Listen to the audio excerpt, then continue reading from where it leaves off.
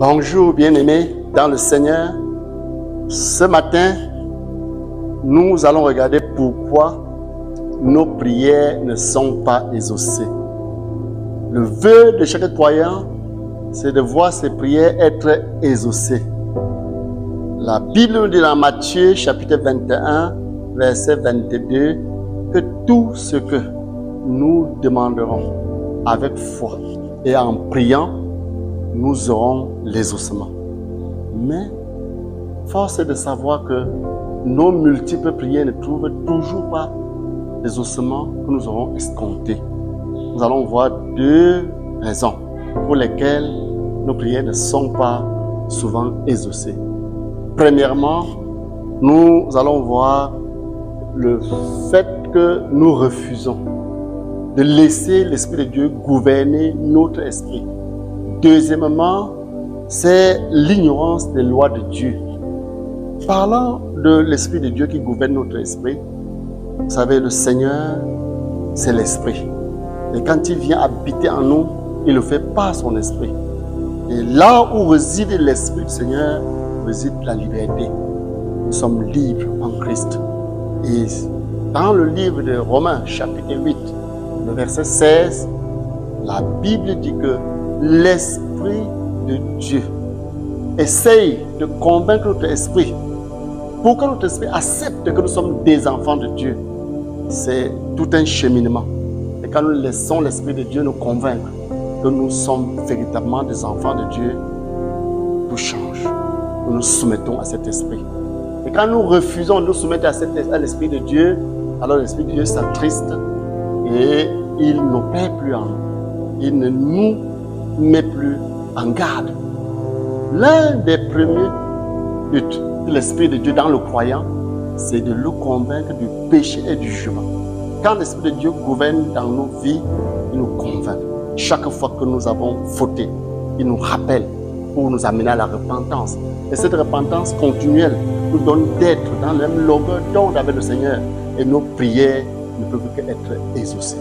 Et en faisant toutes ces choses, nous pouvons nous rendre compte que nos prières parfois ne sont toujours pas exaucées. C'est parce que nous ne prenons pas en compte la deuxième partie de cet obstacle qui est l'ignorance des principes de Dieu, l'ignorance de la parole de Dieu. La Bible dit que mon peuple meurt faute de connaissance. Le peuple de Dieu n'entre pas dans son héritage parce que ce peuple reste un peuple ignorant. Frères et sœurs dans le Seigneur, le Seigneur habite en nous et nous aide à connaître sa parole. La parole de Dieu est une lampe qui doit éclairer la vie du croyant. Plusieurs enfants de Dieu trouvent des difficultés dans leur vie, pas parce qu'ils ont péché, mais tout simplement parce que les principes de Dieu sont méconnus. Nous prenons un exemple simple dans la parole de Dieu, dans le livre de 1 Chronique, chapitre 13. Nous avons vu que David a décidé de porter l'arche vers son palais. Mais il ignorait les principes de Dieu. Il ignorait ce que la parole de Dieu dit par rapport au transport de l'arche. Et ce faisant, Uza est mort en chemin. Ils ont été frappés. Ils ont fauté devant Dieu. Parce qu'ils n'ont pas cherché Dieu selon ses principes. Plusieurs enfants de Dieu ne trouvent pas grâce aux yeux de Dieu parce qu'ils ignorent les Écritures. Donc la lecture de la parole de Dieu n'est pas un moyen de faire plaisir à Dieu. C'est tout simplement pour nous éclairer nous-mêmes afin que nos prières soient véritablement exaucées. Frères et sœurs, nous avons vu les fils d'Aaron. Comment est-ce qu'ils ont été amenés à prendre un feu étranger pour les offrandes, ce qui n'était pas autorisé par Dieu. Un feu est descendu du ciel, le feu de Dieu est descendu, il les a consumés, ils sont morts. Pourtant, il y a plusieurs actes qui commettaient dans la maison de Dieu, mais Dieu ne les avait pas frappés ainsi. Donc, frères, n'ignorons pas les Écritures.